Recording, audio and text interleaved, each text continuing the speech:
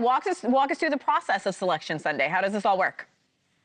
So there's a 12-member selection committee made up of athletic directors and commissioners, and they've actually been in Indianapolis for days going over the bracket, watching a lot of basketball together and making determinations from there. There are a few games still today and a couple of conference tournaments, but most of the bracket is set or will be set pretty soon, with a couple of tweaks here and there at the end. The committee is made up of ADs and commissioners. It's weighted toward the major conferences. They've got more representation. There's 31 automatic bids for winning your conference, 37 at-larges, 68 teams in total, and the committee is tasked with putting all that together. So we talk about funding, name recognition. Let's talk about the good that this tournament does for the lesser-known schools. How valuable can a March Madness bid be for one of those smaller schools that not many people talk about?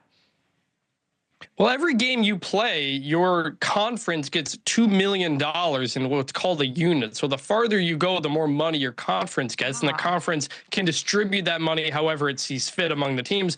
In several conferences, they let the team that earned that get the money. So you're talking $4 or $6 million, depending on how far you can go. And for the smaller schools, just the brand recognition is enormous. It's many millions of dollars. If you're a school like St. Peter's that made a run a couple years ago, George Mason in 2006, UMBC, the 16-over-1 upset a couple of years ago, that's many millions of brand exposure. And if you can consistently make the tournament and be a school that people see, can reshape your school, like Gonzaga, which is now out in Spokane, that has kind of reshaped the school, because for 25 years, they've been one of the best basketball programs in the country. Yeah, of course. I did forget about Gonzaga. Let's talk about Duke University's Cooper Flagg. He's been projected as the #1 pick in the 2025 NBA draft. He was injured on Thursday's win over Georgia Tech, but how will this impact the highly ranked Blue Devils' March Madness future?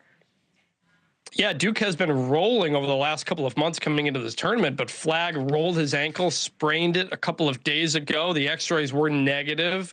Duke says he will be available for the tournament, so we'll have to see. We haven't seen him on the court since that happened, but if Duke makes a big run, this is going to be the guy that everybody knows, that everybody sees. They're going to see him in the NBA next year. He's the big star coming into this tournament, and so everybody would like him to be healthy and able to go.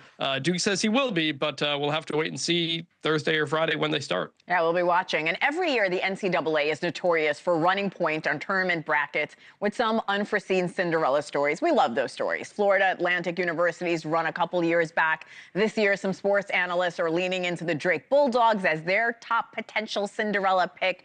What gives them, along with other schools like Utah State and UC San Diego, such high regard? A lot of these mid-majors or low majors, sometimes they're called, is they'll come in with a lot of wins, a really good record, and they're confident. They know how to play together. They know what winning is. And so even if they go up against a school from a bigger conference, they've had the momentum coming into the tournament. And Drake is 30-3 right now. They're actually a team mostly made up of Division II transfers, because I hired a new coach who came from D2 and brought a lot of his players with him. They play a very slow pace, but they're one of the most efficient teams in the country. Utah State has been in the tournament the last several years. They've got one of the best offenses in the country. And UC San Diego, this is their first time being eligible to be in the tournament, because they moved up from Division II just a couple of years ago, and you're not allowed to go to the tournament for a number of years. So they've been a really fun team, the Tritons, and I think they're going to be a popular pick if they're a double-digit seed to maybe upset somebody in the first couple of rounds. Always a lot of fun, a lot of excitement. Chris Vanini, thank you.